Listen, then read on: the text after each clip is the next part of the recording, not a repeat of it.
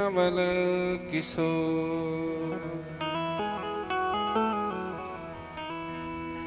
जय गोपी चित चोर प्रभु,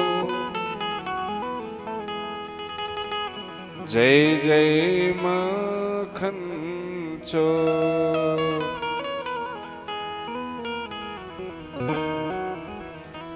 गुरुर्ब्रह्मा गुरुर्विष्णु गुरुर्देव महेश्वरः, गुरुः साक्षात् परब्रह्म तस्मै श्री गुरुवे नमः।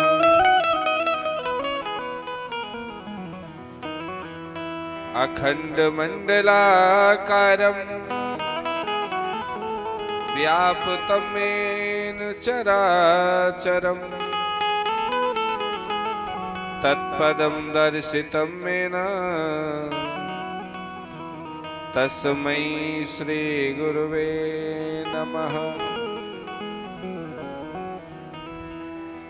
अतुलित बलिधामं हेमशैलाभदेहं,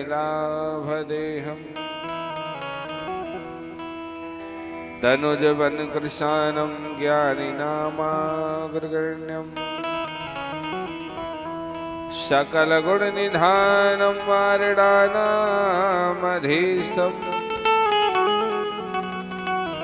रघुपत प्रियभक्तं वातजातं नमामि। सच्चिदानन्दरूपाय विश्वोत्पत्त्यादिहेतवे, तापत्रय विनाशाय श्रीकृष्णाय वयं नमः। यं प्रव्रजन्तुमनुपेतमपेतकृत्यं, द्वैपायनो विरहकातरया जुहाव, पुत्रेति तन्मतया तरोभिनेन्दवस्तं, सर्वभूतं हृदयं मुनिमानतवस्मि। व्रजे वसन्तं नवनीतचौरं, गोपाङ्गनानां यदकुलचौरम्, अनेकजन्मार्जितपापचौरम्, चौराङ्ग्रगण्यं पुरुषं नमामि। कृष्णाय वासुदेवाय हरये परमात्मने, प्रणतः क्लेशनाशाय गोविन्दाय नमो नमः। गोविन्दाय नमो नमः। बोलिए वृंदावन बिहारी लाल की जय हो। अखंड ब्रह्मांड नायक, जगत नियंता जगताधार, अजन्मा सर्वव्यापी सर्वशक्तिमान, आनंद घन, वैष्णव कुलभूषण, अनाथों के नाथ बाबा विश्वनाथ, सती सावित्री गीता गायत्री, माँ राधे रानी, अनंत संत बलवंत, श्री राम कथा के रसिकवर श्री हनुमान जी महाराज, अवध की पावन भूमि में निवास करने वाले श्री श्री 1008 श्रीधराचार्य जी महाराज, जो हमारे दीक्षा गुरु हैं, श्री श्री 108 श्री राम सूरत आचार्य जी महाराज, जो हमारे भागवत शिक्षा गुरु हैं, उनके चरणों में नमन बंदन अभिनंदन करते हुए आइए हम सभी भक्त मिल करके अपने मन बाड़ी के अंतःकरण के चतुष्टय को शुद्ध करने के लिए भगवान नाम संकीर्तन तदोपरांत कथा के प्रसंग पर आगे जैसे बांके बिहारी माँ राधे रानी की कृपा। बोलिए वृंदावन बिहारी लाल की जय हो। श्रीमन्नारायण नारायण नारायण श्रीमन्नारायण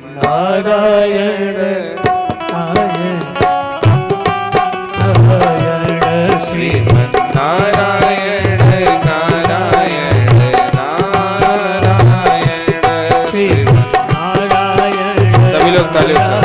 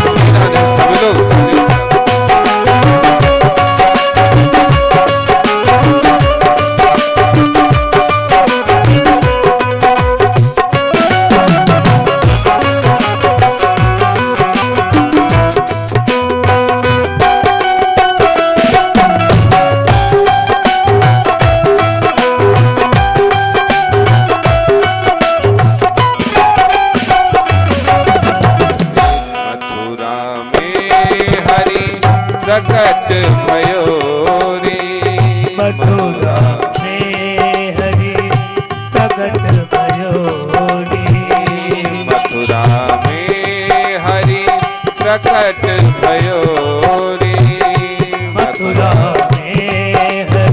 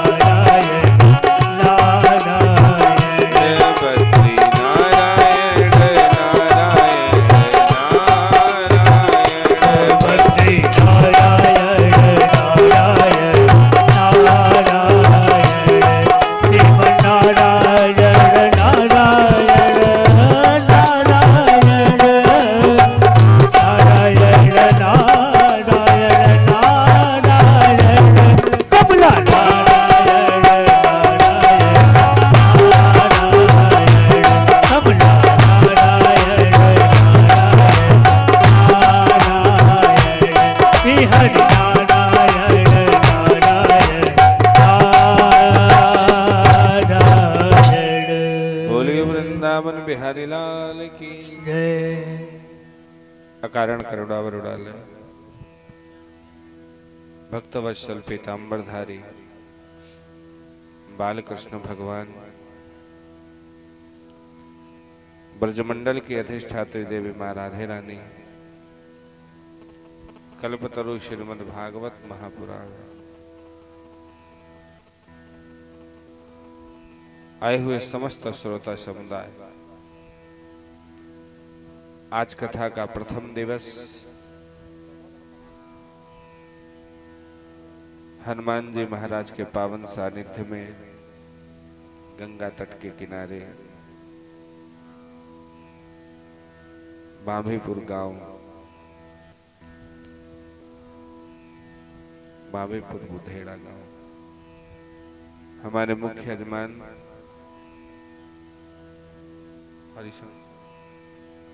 हरिशंकर पांडे जी सपत्नीक सहित आज कथा का प्रथम दिवस आए हुए श्रोता समुदाय, कहते हैं कथा सुनने के लिए जब जाइए तो क्या करके, कथा में जब प्रवेश करिए ना तो तज ममता अभिमान, कहीं कथा में जाइए तो सबसे पहले ममता और अभिमान का परित्याग करके कथा में प्रवेश करना चाहिए। श्रीमद् भागवत महापुराण, श्री का मतलब है वो मैया राधे रानी, मद का मतलब होता है पूर्ण, जो राधे रानी की कृपा से पूर्ण है, वही है श्रीमद् भागवत महापुराण। भागवत में 4 शब्द है। भा का मतलब होता है भक्ति, गा का मतलब होता है ज्ञान, वा का मतलब होता है वैराग्य और ता का मतलब होता है त्याग।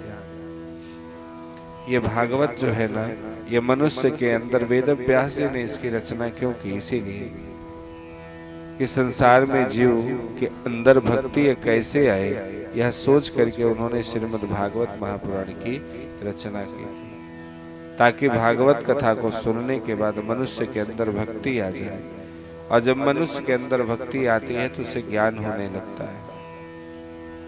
जब तक किसी चीज के प्रति व्यक्ति का लगाव नहीं होगा तब तक उसके बारे में वो जानकारी नहीं कर पाएगा। जैसे कोई बच्चा जब पढ़ने के लिए जाता है, जब तक उसको उस विषय के ऊपर लगाव नहीं होगा, प्रेम नहीं होगा, तब तक उस विषय को याद नहीं कर सकता, उससे ज्ञान नहीं मिल सकता। इसलिए अगर भक्ति जब आएगी तभी मनुष्य को ज्ञान होगा, और जब ज्ञान होगा तो उसके अंदर वैराग्य आ जाएगा, और वैराग्य जब मनुष्य को आता है तो इस सांसारिक वासनाओं से उसे मुक्ति मिल जाती है, त्याग हो जाता है। फिर उसके जीवन का केवल एक ही लक्ष्य रहता है, गोविंद के चरणों का ध्यान करना। भागवत के महात्म्य के प्रथम अध्याय के पहले श्लोक में भगवान के स्वरूप का वर्णन किया गया है। सच्चिदानंद रूपाय विश्वोत्पत्त्यादि हेतवे तापत्राय विनाशाय श्री कृष्णाय वयं नमः। सतघन चितघन आनंद घन सच्चिदानंद। सत क्या है? ये पार ब्रह्म परमेश्वर। हमें संसार में जो भी दिखाई दे रहा है ना, ये सत्य नहीं है, असत्य है। सत्य क्या है? वो परमात्मा जिन्होंने सृष्टि का निर्माण किया है, वही सत्य है। जो भी चीज हमें दिखाई दे रही है, ये वृक्ष हैं, पत्ते हैं, मनुष्य हैं, जीव हैं, ये सत्य नहीं है, क्योंकि इनका विनाश निश्चित हो गया है। जैसे इनका जन्म होता है, मृत्यु इनकी निश्चित हो जाती है। और जब संसार में सृष्टि का निर्माण हुआ था तो क्या था? सत्य। मध्य में क्या है? सत्य। और सबसे लास्ट में क्या बचेगा? सत्य। क्योंकि सत्य से बढ़कर के कुछ होता नहीं है। सत्य न दूसर धर्म समाना, आगम निगम पुराण बखाना। सत्य से बढ़कर के कोई धर्म नहीं होता है और असत्य से बढ़कर के कोई पाप नहीं होता। तो अगर भगवान ने हमें जन्म दिया है तो हमें क्या करना चाहिए? सत्य का पालन करना चाहिए। चित्त का मतलब होता है प्रकाश। जो भगवान पूरे संसार को अपने प्रकाश से प्रकाशित करते रहते हैं, जिन्हें किसी से प्रकाश लेने की आवश्यकता नहीं पड़ती। हमें अगर कोई चीज पढ़ना है तो हमें क्या चाहिए? प्रकाश चाहिए। अंधेरे में हम कुछ पढ़ नहीं सकते। कोई चीज हमें लेना है तो क्या चाहिए? प्रकाश चाहिए। और उन भगवान श्री हरि को जो स्वयं सत्य हैं, चित्त हैं, जो पूरे संसार को अपने प्रकाश से प्रकाशित करते रहते हैं, उन्हें किसी से प्रकाश लेने की आवश्यकता नहीं पड़ती। आनंद का मतलब क्या होता है? आनंद कोई ऐसी वस्तु नहीं है कि हम बाजार से खरीद करके ला करके अपने घर में रख लें। आनंद कोई खरीदने की वस्तु नहीं है। संसार की सारी चीजें आपको मिल जाएं तो वो क्या है? संसारिक सुख है। वो क्या है? संसारिक सुख है। घर हो जाए, धन हो जाए, गाड़ी हो जाए, ये संसारिक सुख है। उस शरीर को सुख मिलता है। ये जो मनुष्य का शरीर है ना, इसी को सुख मिलता है, बाकी आत्मा को सुख नहीं मिलता है। आनंद की प्राप्ति कैसे होती है? हम गोविंद के चरणों में बैठ करके जो भागवत कथा को सुनते हैं, भगवान के चरणों में चित्त को लगाते हैं, मंदिरों में जाकर के जब दर्शन करते हैं तो कभी कभी ऐसा होता है ना कि वाह प्रभु आपकी लीला क्या है। वहां पहुंचने पर इतनी खुशी आती है ना, उसे कहते हैं आनंद। जो संसारिक भगवान के चरणों में बैठने के बाद जो सुख की अनुभूति होती है, वही है आनंद। और जिस व्यक्ति को आनंद की प्राप्ति अगर सच में हो गई ना, तो फिर उसे परमात्मा की प्राप्ति हो जाएगी। मनुष्य आनंद की प्राप्ति कर ही नहीं पाता है। वो संसार के सुख को आनंद मानता है, लेकिन आनंद सत्य कहाँ है? गोविंद के चरणों में। सतघन चितघन आनंद सच्चिता नंद रूपाय विश्वोत्पत्ति हेतु। जो विश्व की उत्पत्ति करते हैं, उसका पालन करते हैं, और समय आता है तो उसका संहार करते हैं। तापत्राय विनाशाय, जो तीनों तापों को नाश करने वाले हैं। आध्यात्मिक, आदि भौतिक, आदि दैविक, ये तीन ताप हैं जो तीनों तापों को नाश करने वाले हैं। श्री कृष्णाय वयम नमः।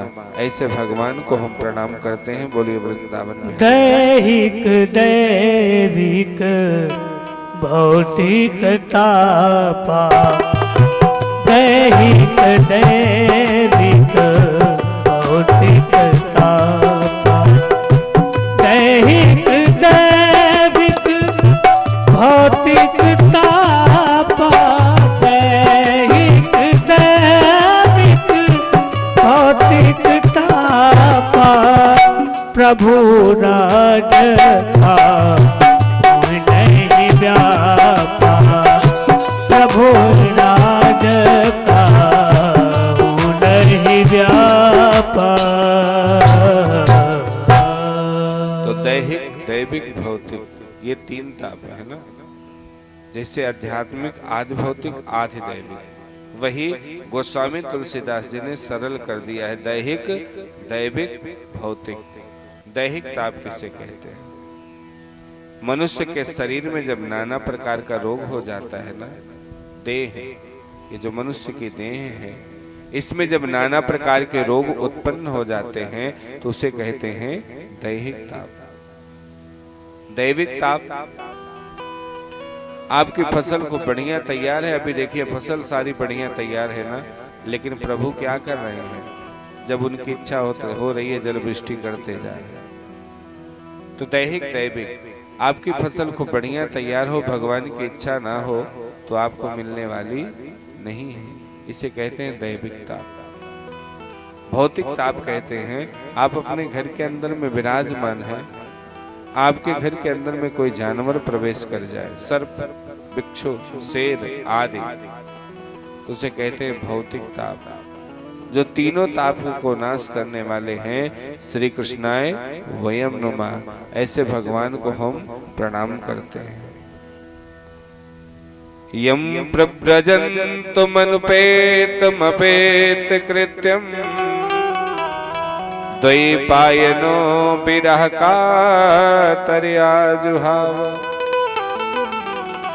पुत्रेति तन्मतया तरोभिनेन्दवस्तम् सर्वभूतं हृदयं मुनिमानतवस्मि यम प्रव्रजन्तुमनुपेतमपेत कृत्यम् द्वैपायनो विरह कातर आजुहाव। द्वैपायन वेद व्यास जी की पत्नी के गर्भ से जब उनके पुत्र 12 वर्ष के बाद जन्म लिए, तो आज क्या है, वो जन्म लेते ही निकल पड़े भगवत भजन करने के लिए। और उन्हें देख करके व्यास जी विरह कतार से उनको पकड़ने के लिए दौड़ रहे। लेकिन वो सुखदेव जी महाराज, जिनको इस संसार से कोई मतलब नहीं था, वो सब कुछ छोड़ करके वन में तपस्या करने के लिए चले जाते हैं। ऐसे महामुनि को देख करके जितनी वृक्ष की तनाएं हैं वो झुक करके उन्हें प्रणाम कर रहे हैं। ऐसे महामुनि को हम प्रणाम करते हैं। बोले श्री सुखदेव जी महाराज की जय हो। नैमिषारण्य क्षेत्र में शौनकाद ऋषि एकत्र होकर के बैठे थे, तभी वहां किसका आगमन हुआ? सूत जी महाराज का। और जैसे सूत जी महाराज का आगमन होता है, शौनकाद ऋषि दौड़ करके सूत जी महाराज के चरणों में दंडवत प्रणाम करते हैं। सूत जी महाराज कैसे हैं? युवा हैं। सूत जी महाराज युवा अवस्था में। शौनकाद ऋषि सूत जी महाराज से उम्र में 1000 वर्ष बड़े, फिर भी किसको प्रणाम करते हैं? अपने सबसे छोटे, उनसे कई हजार वर्ष छोटे सूत जी महाराज को उन्होंने प्रणाम किया। ले जाकर के सूत जी महाराज को उन्होंने उच्च आसन पर बैठा दिया। और उच्च आसन पर बैठाने के बाद सूत जी महाराज से आज शौनकाद ऋषि कहते हैं, महाराज अज्ञान धवंस विध्वंस कोटि सूर्य समप्रभा सूतख्याहि कथा सारम मम कर्ण रसायनम। कहते हैं अज्ञान रूपी अंधकार को नष्ट करने वाले, ज्ञान रूपी सागर का प्रवाह करने वाले हे सूत जी महाराज, आप हमें कोई सुंदर कथा को सुनाइए, अमृत स्वरूप सार गर्भित कथा सुनाइए, जिसको सुनने के लिए मम कर्ण रसायनम, जिसको सुनने के लिए हमारे कान तरस रहे। आज ये वयोवृद्धि होकर के कहाँ बैठे हैं? व्यास मंच के नीचे जमीन पर बैठ करके भगवान की कथा को सुनने के लिए बैठे। कौन? शौनकाद ऋषि, जो सूत जी महाराज से कई हजार वर्ष बड़े हैं, फिर भी वो भूमि पर बैठ करके कथा सुनने के लिए विराजमान है। और अपने से कम उम्र के सूत जी महाराज को उच्च आसन पर बैठा करके उनसे प्रश्न करते हैं। कहते महाराज हमें ऐसी कथा को सुनाइए जिस कथा को सुनकर के भक्ति, ज्ञान वैराग्य सबको विवेक की प्राप्ति हो। ऐसी कथा को सुनाइए जिस कथा को सुनने के बाद वैष्णव ब्राह्मण माया से विमुक्त हो गए। महाराज इस समय घोर कलयुग चल रहा है, इस कलिकाल के भवसागर से हमें मुक्ति दिलाइए। हमें ऐसा कोई शाश्वत साधन बतलाइए जिसको करने से हमें इस भवसागर से मोक्ष मिल जाए। क्योंकि महाराज किसी को चिंतामणि अगर मिल जाए ना, तो उसकी विशेषता क्या है? उसे हाथ में लेकर के संसार की किसी वस्तु का आप चिंतन करोगे, आपको मिल जाएगा। कल्प वृक्ष की विशेषता है कि उसके नीचे बैठ करके स्वर्ग की संपदा की कल्पना करोगे, आपको प्राप्त हो जाएगा। लेकिन वो कल्प वृक्ष, वो चिंतामणि आपको क्या नहीं दिला सकता है? वैकुंठ की प्राप्ति नहीं करा सकता। चिंतामणि लोक सुख दे सकता है, कल्प वृक्ष स्वर्ग की संपदा दे सकता है, लेकिन आपको मुक्ति नहीं दिला सकता, मोक्ष की प्राप्ति नहीं करा सकता। मोक्ष की प्राप्ति कराता है कौन है? प्रक्षिता गुरु प्रीतो वैकुंठ योग दुर्लभम। अगर किसी को सच्चा गुरु मिल जाए, वही आपको वैकुंठ की प्राप्ति करा सकता है। सारे तीर्थ धाम आपके चरणों में, हे गुरुदेव प्रणाम आपके चरणों में, हे गुरुदेव प्रणाम आपके चरणों में, सारे तीर्थ धाम आपके चरणों में, हे गुरुदेव प्रणाम आपके चरणों में।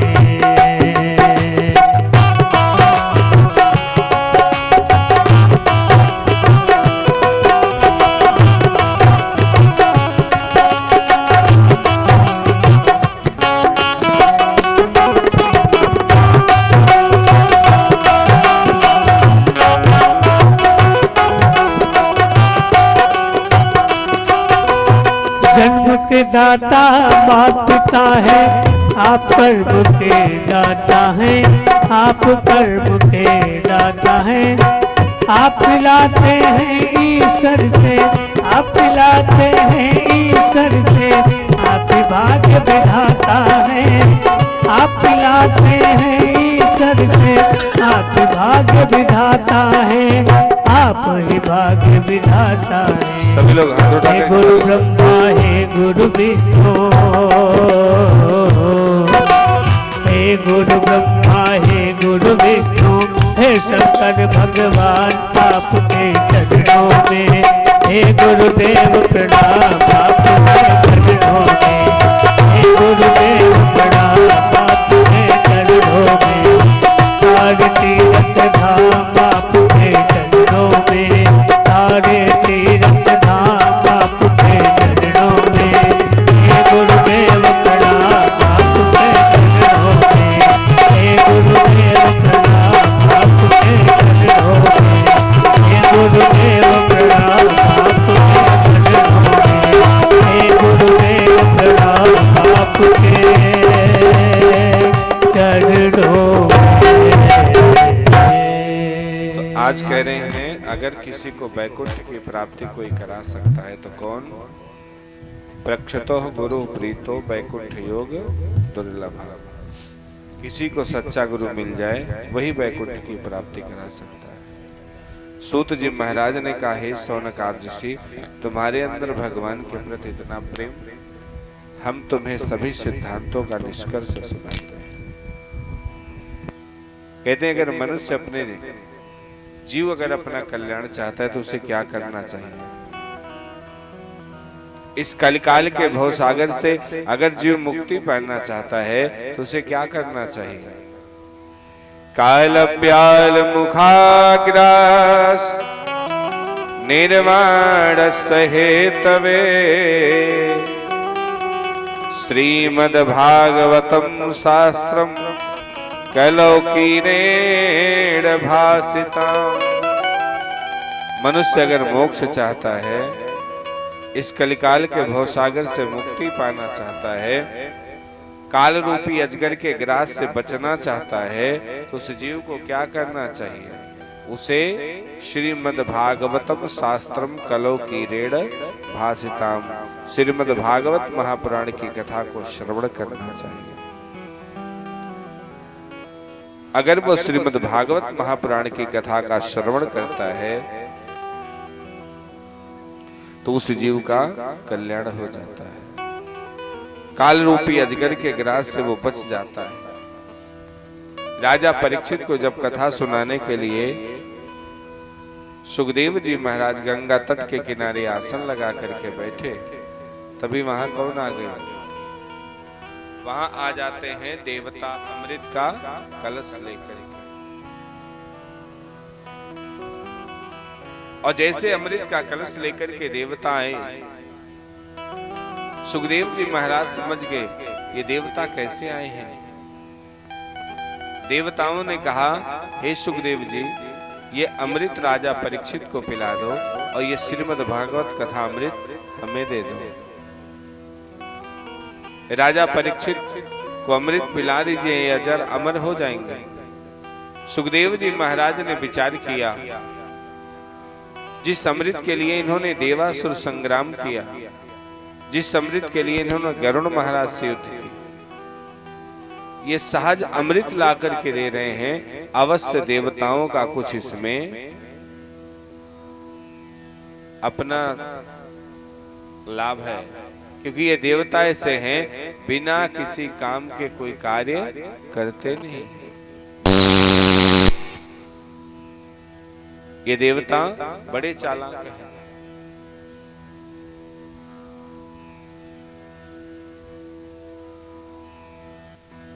ये देवता बड़े चालाक है, बिना किसी काम के कोई कार्य नहीं करते। और ये अगर अमृत ला रहे हैं तो इनमें इनका स्वार्थ छुपा हुआ है, अन्यथा ये अमृत ऐसे सहज देने वाले नहीं थे। आज सुखदेव जी महाराज मन में विचार करते हैं, का सुधा का कथा लोके, का कांचा का मणिर महान। का सुधा का कथा लोके, सुधा का मतलब होता है कलश, कुंभ। कहाँ ये अमृत का कलश, कहाँ ये श्रीमद् भागवत महापुराण।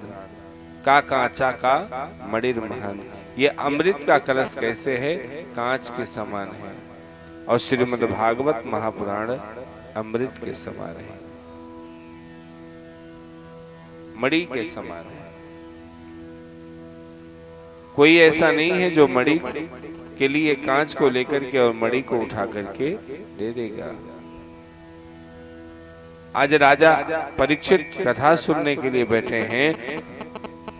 सारे ब्राह्मणों ने कहा, संतों ने, कि हे देवता, अगर आप आज श्रोता बन करके आए होते तो हमें तुम्हें अवश्य कथा का रसास्वादन करवाते, लेकिन तुम सौदागर बन करके आए हो, इसलिए सभा से तुरंत निकल जाओ। आज सारे देवताओं को सुखदेव जी ने सभा से बहिष्कृत कर दिया।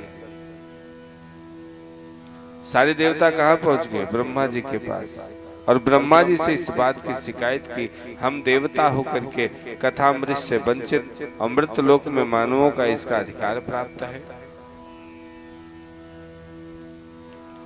ब्रह्मा जी ने भी देखा, वो भी विस्मित हो जाते हैं। श्रीमद् भागवत महापुराण को सत्यलोक में ले जाया गया। सत्यलोक के एक तराजू पर श्रीमद् भागवत रख दिया, एक पलड़े पर, और एक पलड़े पर सत्यलोक के सारे साधन। लेकिन सत्यलोक के सारे साधन हल्के पड़ गए और श्रीमद् भागवत महापुराण सबसे वजन पड़ा। और ऋषियों ने जैसे देखा तो आज विचार करते हैं कि श्रीमद् भागवत इतना वजन। ब्रह्मा जी ने जब देखा, क्या राजा परीक्षित कथा को सुने और उन्हें क्या हो गया? मोक्ष की प्राप्ति।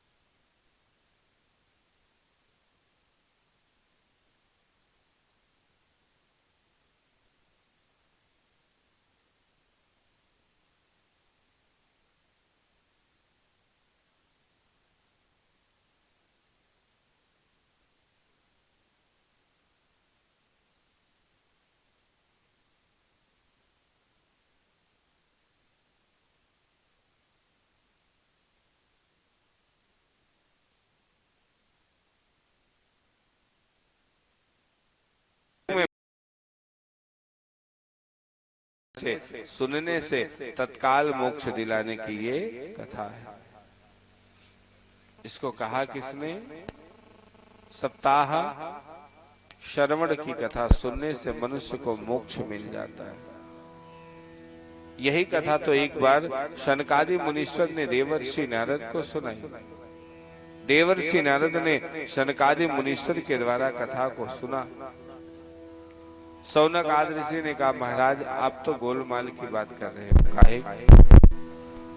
बोली, आप कह रहे हो देवर्षि नारद 7 दिन बैठ करके कथा सुने और शनकादि मुनीश्वर कथा सुनाए। अरे वो देवर्षि नारद जो एक क्षण से ज्यादा कहीं रुकते नहीं हैं, वो 7 दिन बैठकर एक जगह कथा को कैसे सुने? जिन देवर्षि नारद को प्रपंच से फुर्सत नहीं है, वो 7 दिन कथा को कैसे सुने? क्योंकि देवर्षि नारद कभी रुकते नहीं थे। इधर की बात उधर, उधर की बात उधर, उधर की बात उधर, यही काम था देवर्षि नारद का। आज वही कह रहे हैं, जिन देवर्षि नारद को प्रपंच से फुर्सत नहीं है, इधर उधर की बात करने से फुर्सत नहीं है, वो 7 दिन कथा को कैसे सुने एकाग्र होकर के? हे ईश्वर हमें बताइए। जैसे अभी गांव में देखिए ना, कोई ऐसे होते हैं जिनको प्रपंच से बड़ा मन लगता है। अभी यहाँ पंचायत बटोर करके बैठा लीजिए तो 2 घंटा 3 घंटा 4 घंटा जब तक आप प्रपंच करोगे तब तक बैठे रहिए, और जहाँ आप अच्छी अच्छी बातें करने लगे वहां से उठ करके चले जाते हैं। आज वही कह रहे हैं, जिन देवर्षि नारद को प्रपंच से फुर्सत नहीं है, वो 7 दिन कथा को कैसे सुने? वो 7 दिन एक जगह बैठ करके कथा कैसे सुने? आज सूत जी कहते, मैं आपको वो कथा सुनाता हूँ जिसको मेरे गुरु सुखदेव जी ने मुझे अपना अनन्य शिष्य मान करके कथा सुनाई थी। कहते एक समय की बात है, एकदा ही विशालायाम चत्वारि ऋषियो मला सत्संगार्थम समायात दादृश्यते नारदा। एकदा ही विशालायाम बद्रीवन, उस बद्रीवन में देवर्षि नारद एक दिन विचरण करते हुए आकर के पहुंच गए। और जैसे देवर्षि नारद वहां पर पहुंचते हैं तो देवर्षि नारद को किसने देखा? आज उन्होंने देखा किसको? शनकादि मुनीश्वर ने देवर्षि नारद को देखा। और जैसे शनकादि मुनीश्वर ने देवर्षि नारद को देखा तो देवर्षि नारद से पूछ पड़ते हैं वो, कथम ब्रह्मादीन मुखम कुत चिंता तुरो भवान। हे देवर्षि नारद रुक जाओ, आपके चेहरे पर हमें उदासी दिख रही है, आप क्यों उदास हो? आप तो उसी प्रकार से उदास हो जैसे किसी कृपण का धन चुरा लिया जाए, वो जितना दुखी होता है आपके चेहरे पर उतना ही दुख हमें दिखाई दे रहा है। महाराज आप तो भगवान के परम भक्त हो, फिर आपके धन को कौन चुरा सकता है? आप इतने दुखी क्यों दिखाई दे रहे हैं? क्योंकि जो भगवान का होता है और जो भगवान की भक्ति करने वाला है, उसके धन को तो कोई चुरा नहीं सकता है। अर्थात जो वो भक्ति करेगा उसे कोई छीनने वाला नहीं है। जैसे पिता अपने बेटे को पढ़ाता, यही कहता बेटा पढ़ लो। अगर वो बेटा पिता की बात को मान करके सही से पढ़ाई कर लेता है तो उसकी पढ़ाई में सब चीजों में हिस्सा तो बांटा जा सकता है, लेकिन पढ़ाई में हिस्सा नहीं बांटा जा सकता। जो आप पढ़ लोगे ना, उसी के द्वारा आप कमाओगे, आप सारी काम करोगे। उसे कोई बांट नहीं सकता। धन तो सब बांटते हैं, लेकिन किसी के दिमाग को, किसी के ज्ञान को कोई बांट नहीं सकता।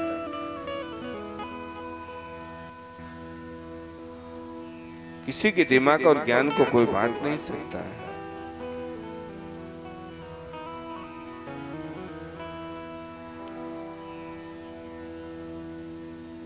आज वो कहें महाराज आपका कौन सा धन कौन चुरा सकता है? अरे आप तो भगवान के भक्त हो, और भगवान के भक्त का तो कोई धन कोई चुरा नहीं सकता है, क्योंकि भगवान का भक्त क्या है?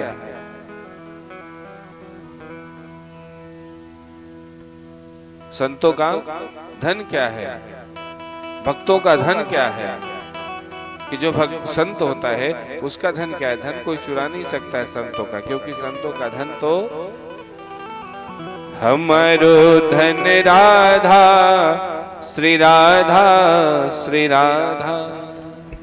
परम धन राधा राधा राधा राधा राधा, हमारो धन राधा श्री राधा श्री राधा, हमारो धन। सभी लोग श्री राधा श्री राधा, परम धन राधा राधा राधा राधा राधा, परम धन राधा राधा राधा राधा राधा, हमारो धन राधा श्री राधा श्री राधा, हमारो धन राधा श्री राधा श्री राधा।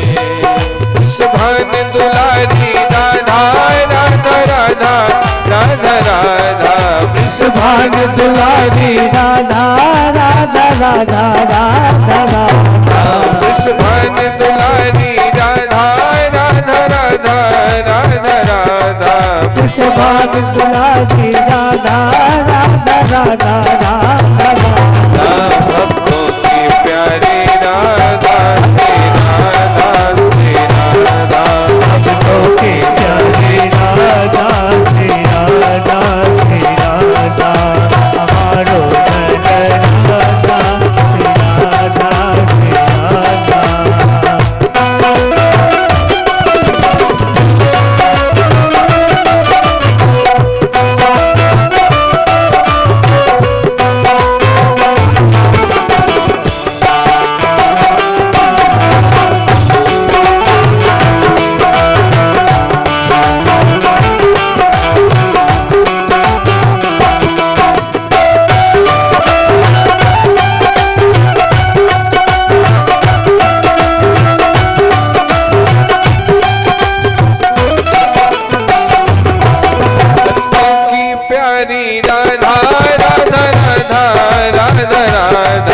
संतों की प्यारी राधा राधा राधा राधा राधा, संतों की प्यारी राधा राधा राधा राधा राधा, संतों की प्यारी राधा राधा राधा राधा राधा, हमारो धन राधा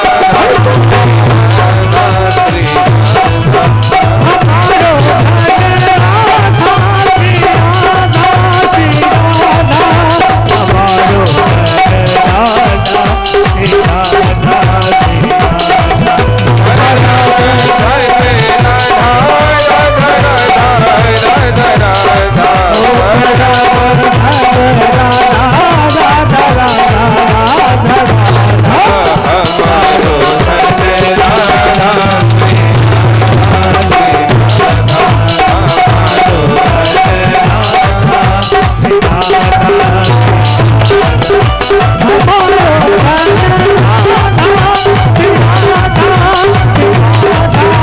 हमारो धन राधा राधा राधा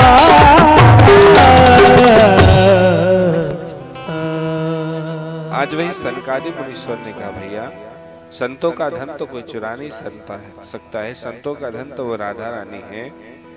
फिर आपके चेहरे पर इतनी उदासी क्यों है? आपके चेहरे पर तो उसी प्रकार से उदासी है जैसे किसी गांव के कृपण का धन चुरा लिया जाए। वो जितना दुखी होता है उतने दुख आपके चेहरे पर मुझे दिखाई दे रहा है।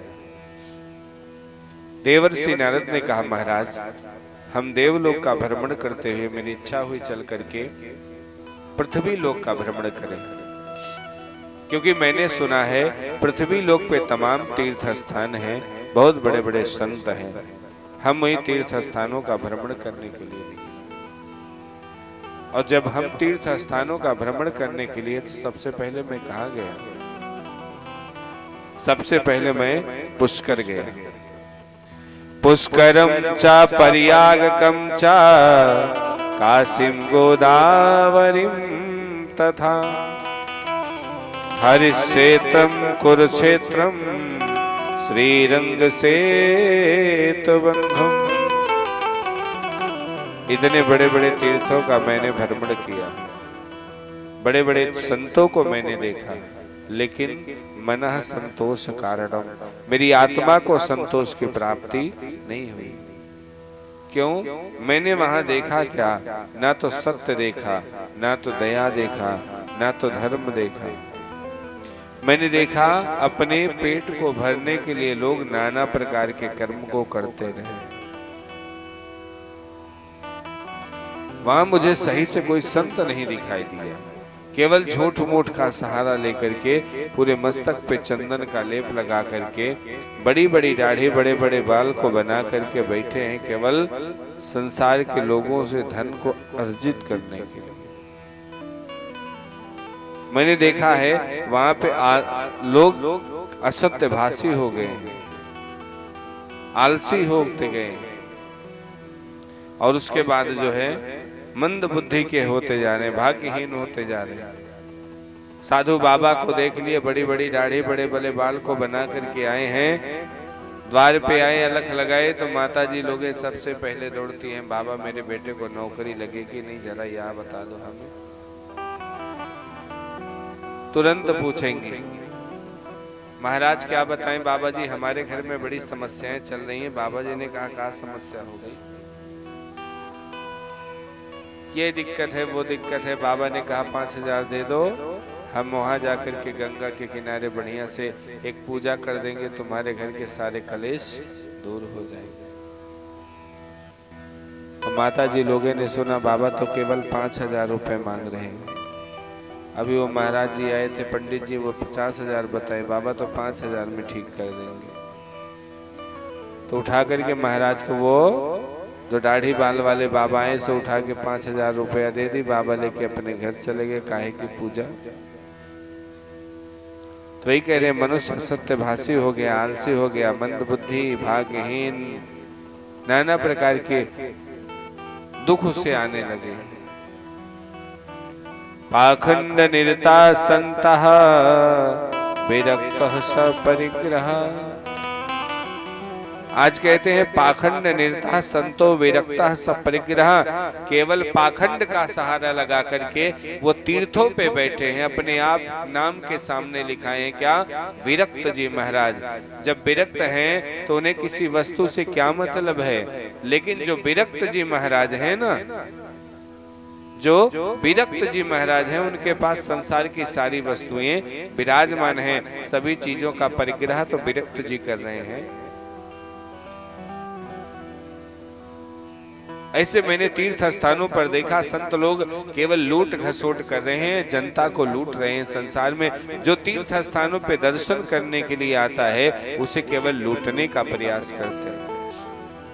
अभी आप गया गए होंगे तो पता होगा, वहां जब पहुंचने पर महाराज कहते हटका बोलो है? तो बताते हैं 1,50,000, 51,000, 21,000। अरे क्या इससे कम में हमारे पितर प्रसन्न नहीं होंगे क्या? क्या पितर इससे कम में प्रसन्न नहीं होते हैं? लेकिन नहीं, तो इससे कम नहीं होगा। करना हो करो, नहीं तो जाओ।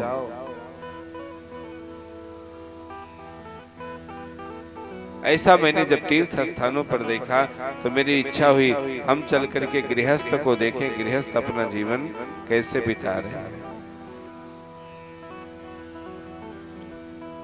और जैसे मैं गृहस्थ के यहाँ जाकर के पहुंचा तो मैं गृहस्थ के यहाँ जब गया तो गृहस्थ को देखा तो गृहस्थ लोग कैसे अपने जीवन बिता रहे हैं। वहां मैंने देखा क्या कि तरुणे प्रभुता गे हे सायल को बुद्धि दायका, कन्या विक्रणा लोभा दाम्पति नाम चकल कनम।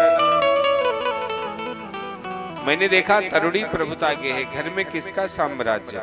स्त्रियों का साम्राज्य। मैंने क्या देखा गृहस्थ के यहाँ? किसका साम्राज्य? स्त्रियों का साम्राज्य।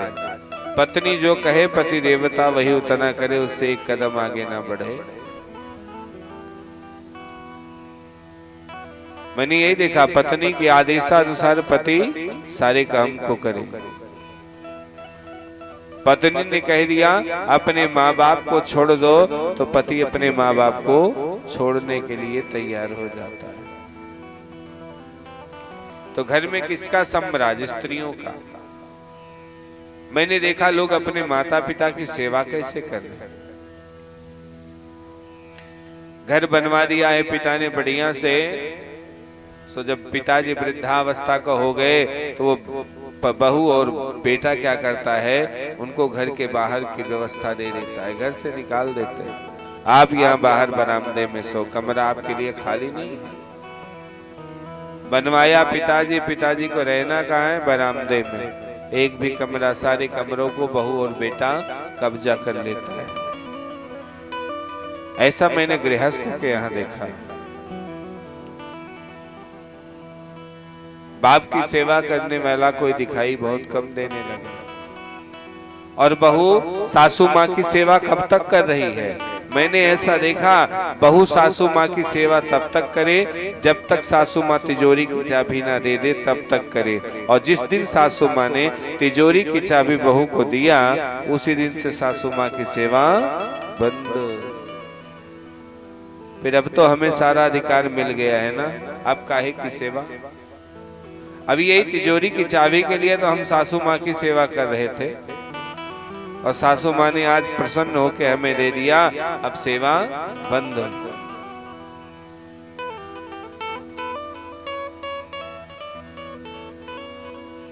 मैंने ये देखा तरुणी प्रभुता गेहे सायल को बुद्धिदायका।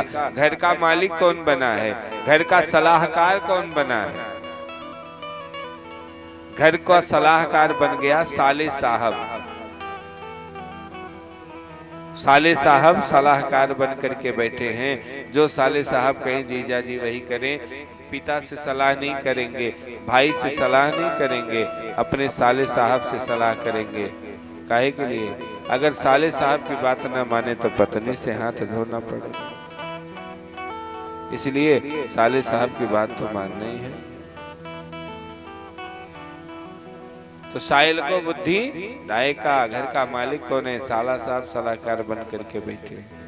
और जिसके घर के मालिक साले साहब हो जाते हैं ना, उसके घर में धीरे धीरे फिर क्या होता है आप समझ ही नहीं, क्या होगा बताने की आवश्यकता नहीं है। और जब साले साहब मालिक हुए तो जिसके घर के साले साहब मालिक शकुनी कौन था? धृतराष्ट्र का साला था। बहुत प्रेम करते थे धृतराष्ट्र शकुनी से। ऐसा ऐसा सलाह उसने दिया, ऐसा ऐसा काम करवा दिया कि पूरा कौरव वंश समाप्त हो गया। कन्या विक्रय लोभा दाम्पति नाम चकल कनम। कन्या का विवाह हो रहा है, एक दूसरे को देख करके वर कन्या को, कन्या वर को एक दूसरे को देख करके पसंद करके विवाह कर रहे हैं। फिर भी दाम्पति नाम चकल कनम, पति पत्नी में रोज झगड़ा लगा रहता है। पति पत्नी में रोज झगड़ा लगा रहता है। पहले देख करके शादी नहीं होती थी तो बड़े बढ़िया से पूरा जीवन व्यतीत कर लेते। अभी देख करके शादी हो रही है, पसंद करके शादी हो रही है। कई बार देखते, एक बार फोटो देखेंगे, एक बार जाके देखेंगे, फिर कई बार देखने का सिलसिला चलता है। माँ बाप ने देख लिया, बेटे ने कहा हम ऐसे मानने वाले ना हैं, ये पढ़ती कहाँ है, जरा हम इसके स्कूल तक जाके देखते हैं। और लड़का कहाँ पहुंच गया, स्कूल में देखने पहुंच जाता है। देखा, हाँ लड़की ठीक है। दोनों एक दूसरे को पसंद किए, फिर भी विवाह होने के बाद बातों बातों पे झगड़ा रोज हो रहा है, रोज।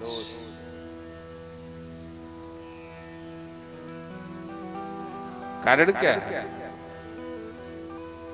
ये समय का खेला।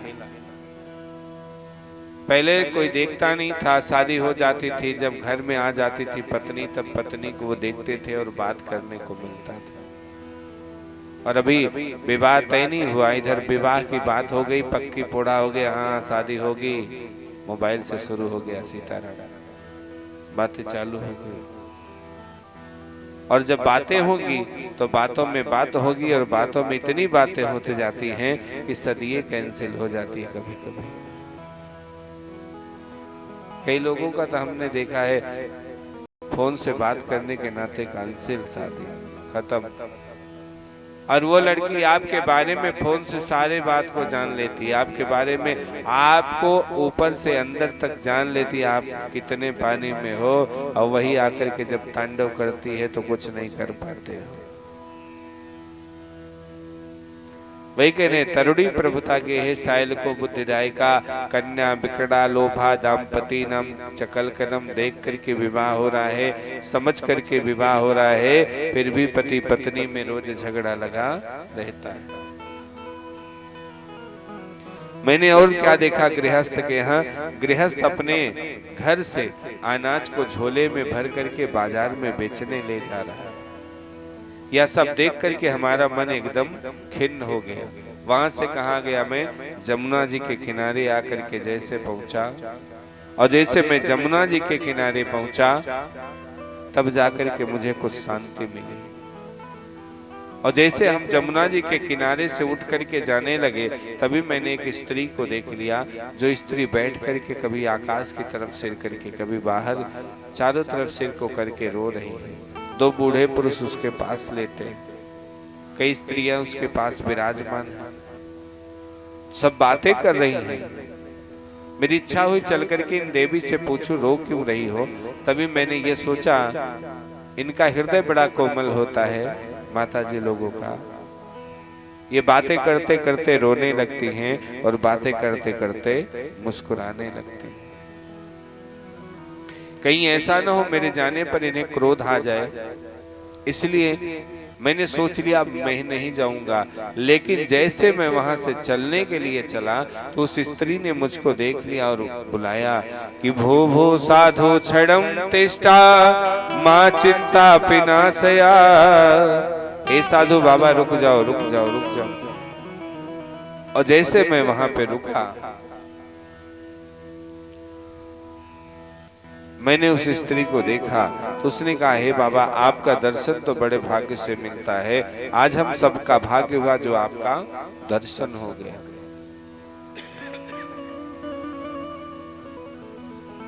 और जैसे हमने साधु बाबा से ऐसे कहा तो साधु बाबा ने उसी समय मेरे दुख का कारण पूछा कि हे देवी, किस बात का तुम्हें कष्ट है, तुम रो क्यों रही हो, कहां से आई है, तुम्हारा नाम क्या है,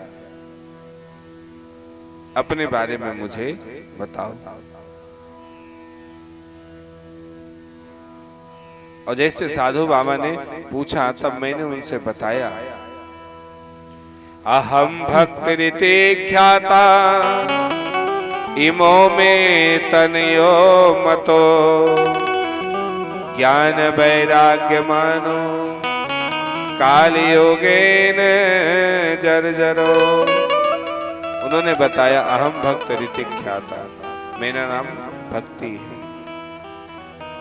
ज्ञान वैराग्य मानो काल योगेन जर्जरो। ये ज्ञान और वैराग्य हैं, ये जो दोनों मेरे पुत्र हैं, इस कलिकाल के कारण ये जर्जर अवस्था को हो गए। ये कलिकाल के कारण जर्जर अवस्था को हो गए। मैं द्रविड़ देश में उत्पन्न हुई, कर्नाटक में बढ़ी, महाराष्ट्र में मेरा सम्मान हुआ, लेकिन जैसे मैं गुजरात प्रांत आकर के पहुंची, वहां जितने पाखंडी थे मुझे अंगभंग कर दिए। वहां से मैं आकर के कहा पहुंची, इस वृंदावन में आकर के पहुंची, वृंदावनम पुनम प्राप्ते नवीने स्वरूपणी। जैसे मैं वृंदावन में आकर के पहुंची, एकदम नवीन स्वरूप की हो गई, लेकिन मेरे दोनों पुत्रों को चेतना नहीं आई। ये जर्जर अवस्था में ही पड़े हैं। बोले वृंदावन बिहारी लाल की जय हो। देवर्षि नारद कहते हैं,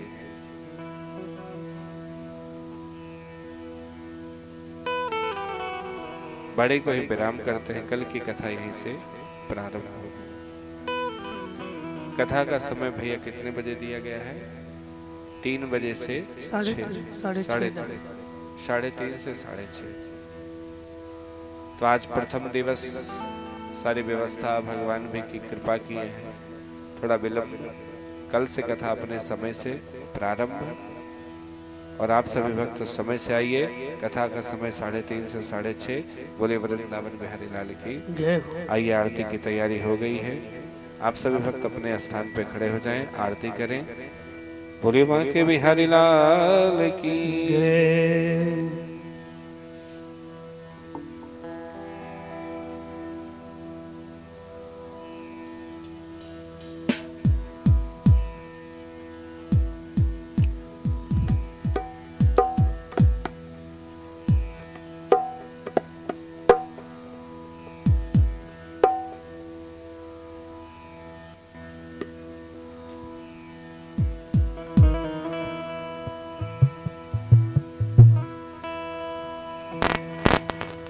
साजं चवर्ति संयुक्तं वहिना योजितं मया, दीपं ग्रहाण देवेश त्रैलोक्यतिमिरापः। बांके बिहारी तेरी आरती गाऊं, हे गिरधर तेरी आरती गाऊं। बांके बिहारी तेरी आरती गाऊं, हे गिरधर तेरी आरती गाऊं। आरती गाऊं प्यारे आपको मनाऊं, आरती गाऊं प्यारे आपको मनाऊं। फैल बिहारी तेरी आरती गाऊं, फैल बिहारी तेरी आरती गाऊं।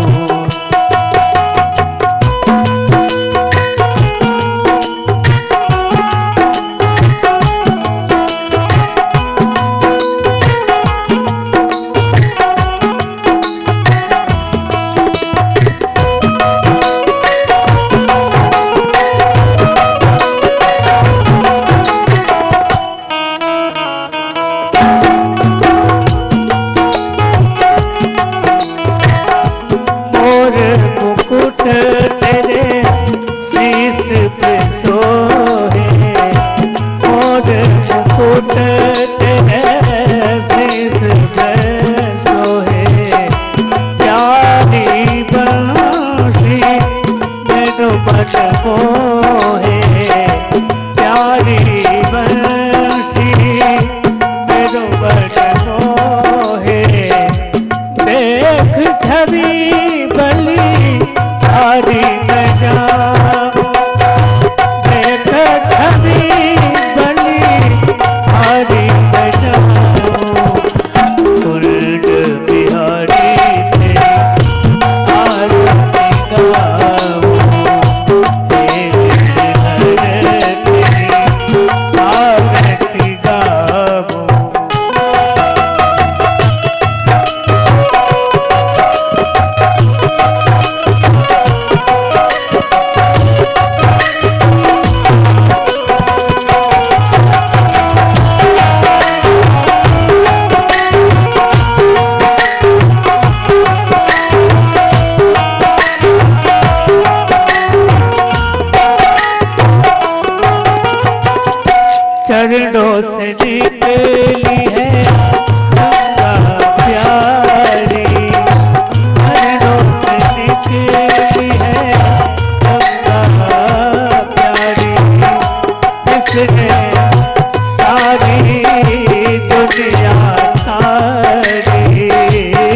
रे सारी दुनिया तारी, उन चरणों के मैं दर्शन पाऊं, उन चरणों के मैं दर्शन पाऊं।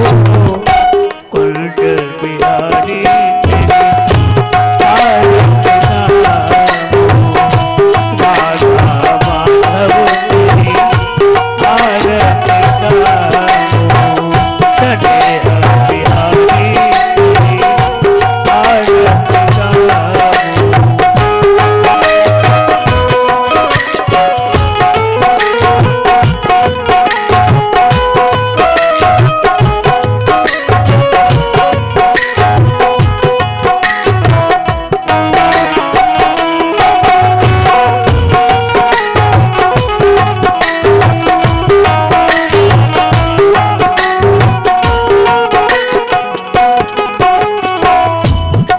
हरिनाथ के प्यारे तुम हो, मेरे मोहन जीवन धन हो। पास सदा वृंदावन पाऊं, पास सदा वृंदावन पाऊं।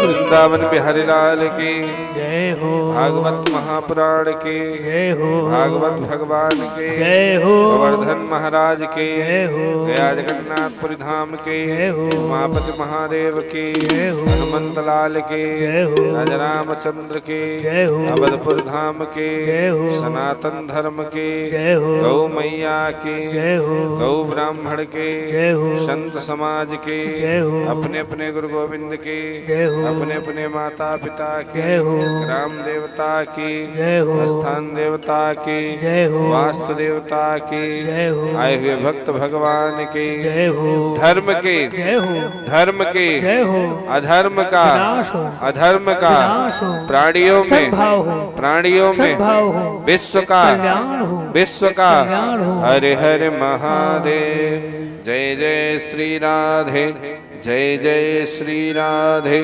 जय जय श्री राधे श्याम।